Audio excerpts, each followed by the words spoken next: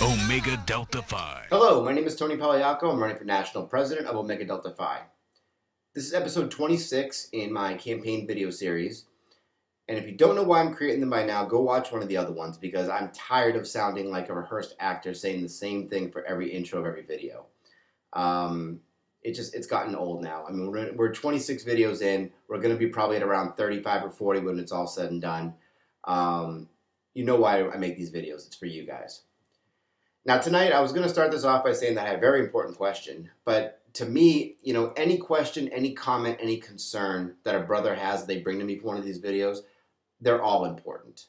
They really are. Because if it's on your mind and it's something that you want insight to, if it means something to you, it means something to me. And while that sounds cheesy and political, and I don't mean it to sound like that, but it's the truth. There's no, you know, that's just the way it is. It's just, I want to make sure that the important concerns are being handled and that at least, you know, we're able to communicate out possible solutions, possible thoughts, roadmaps, things like that. It's all just part of the big picture of, as a candidate for president and hopefully elected president, I've said this before, that we're the servant leaders. We need to be working for you guys. So keep coming with those questions because I appreciate the easy questions because it makes for good videos. And I appreciate the tough questions because they're important and need to be answered. So I'm going to go right into tonight's question. Brother Malik Ensley says, too many brothers who do not identify within black and or queer communities throw out the N-word and F-word when they talk or post on social media or insult people. I feel that as an organization that prides itself on accepting men of any background, it doesn't create a safe or welcoming environment. As a brother who identifies within both of these communities, it's really frustrating and angering when I have to interact with a lot of brothers when we find each other on social media. I would appreciate if you would comment on this and talk about how you would address this.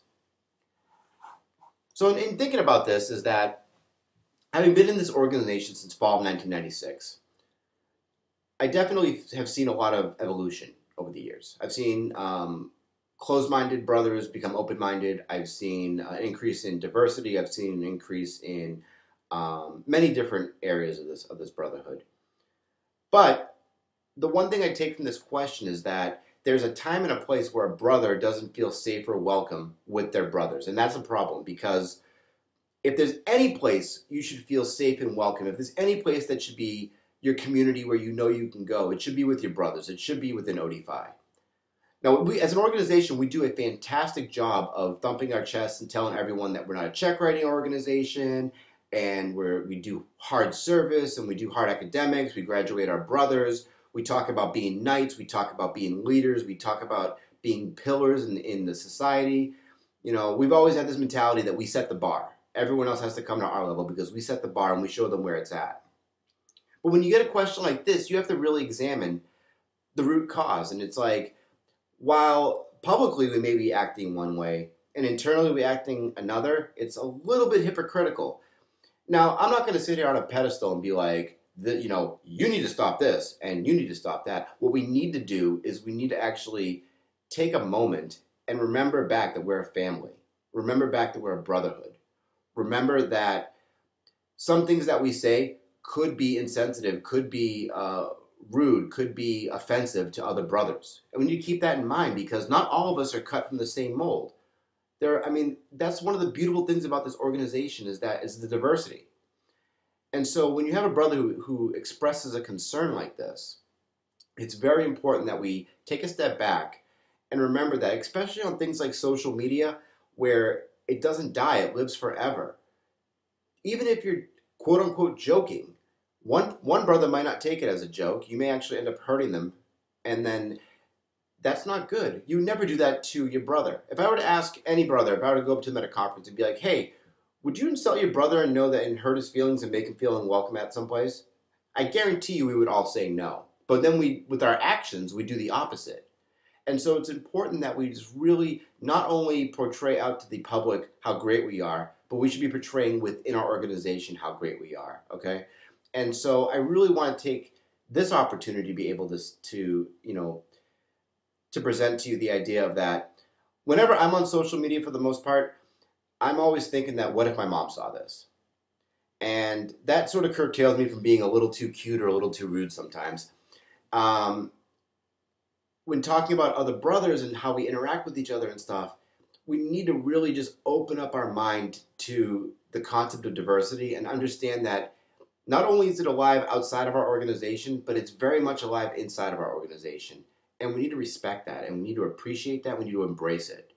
Because otherwise, we're just talking a big game and we're not following through all the way around. I said it before earlier, this is a brotherhood. This is a family. If you ever meet my kids, they will instantly call you uncle, whatever your name is. The reason why is because I've raised them to know that these are my brothers. These are your uncles. And I would never do anything to disparage or create an unwelcome environment for any of my brothers. And I would expect that we hold ourselves to that same model. Now, it doesn't mean that you have to get confrontational and start yelling at each other, but just, be your brother's keeper. Give them a nudge. Be like, hey, bro, that's not cool, and explain to them why. Maybe they just don't know. Maybe they don't understand what they're doing. It probably isn't intentional or hateful, but by alerting them to what they've done and saying it just in like, hey, look, bro, that really wasn't a wise thing to say. It was pretty rude. Most of the time, I think that we're men enough that we would stand up and accept that responsibility and apologize. I mean, crap, I apologize 10 times a week at work for different things. I have no problem admitting when I'm wrong. So I think that we all should be held to that same standard. Outside of that, I have a big announcement to make. Was asked and happily accepted the role of keynote speaker at the Upsilon end of year banquet, which is on May 16th. If any of you are in the area and you want to sign up for it, you can just hit me up on Facebook and I'll direct you to the right people. I'm looking very forward to speaking there, seeing brothers. It's going to be a great time. So next week, new video. If you have any questions, comments, concerns, please hit me up at any time. You can get me on Facebook, you can get me through email, or through my website, which is tonyp2015.com. Thank you for your time tonight. I appreciate it. Have a great night.